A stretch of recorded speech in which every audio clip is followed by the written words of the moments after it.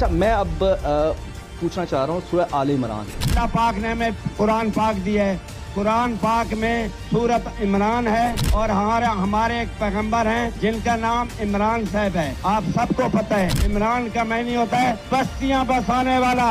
اللہ پاک نے پاکستان کو بڑا خوش نصیب بیٹا، شوکت خانم کا بیٹا، استمان پارک کے گھر میں پیدا ہونے والا بیٹا عمران خان دیا ہے. کہ دنیا کے سب سے پہلے لکی پیرنٹس وہ تھے حضرت عبداللہ رضی اللہ تعالیٰ عنہ اور حضرت آمنہ رضی اللہ تعالیٰ عنہ. دوسرے سب سے لکی پیرنٹس دنیا کے وہ ہیں مسٹر اکرام اللہ نیازی اور مسز شوکت خانم، جنہیں اللہ تعالیٰ نے عمران خان صاحب جیسے بیٹے سے نوازا. عمران احمد خان نیازی صاحب فرماتے ہیں، مطلب وہ ان کی ایک فالوور فرماتی ہیں کہ جو ان کے فالوورز ہیں، ہاں جی ویڈیو موجود ہے، ہاں یہ وقت کے صاحب ہیں. نعوذ باللہ. عمران خان کے ساتھ شہید جو بھی ہوگا، اس کی راہ میں جو شہید ہوگا وہ پاکستان کا سپہ سالار بھی ہوگا، شہید بھی کہلائے گا اور صحابہ بھی کہلائے گا. نعوذ باللہ. اگر میں اس شخص پر مر گیا تو سمجھو نبی پاک صلی اللہ علیہ وسلم پہ مر گیا. یہ بتا ہمارے مسلمانوں کو دنیا میں آنے کا مقصد کیا ہے، وہ ہمیں سکھا رہا ہے. نبی پاک صلی اللہ علیہ وسلم نے سکھایا تھا اسی کا امتی کھڑے، اسی کا غلام کھڑے، ہم اسی کے اوپر مرنے والے ہیں، اسی پر مریں گے. سمجھو نبی پاک کے اوپر مر گئے ہم.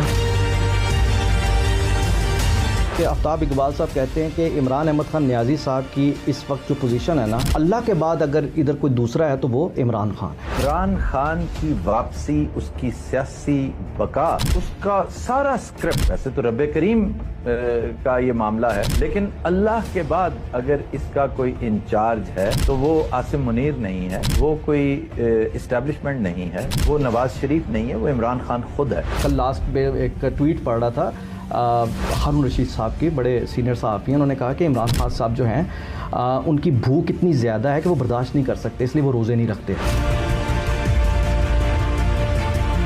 بہت سارے ڈاٹا کیسے اکٹھا؟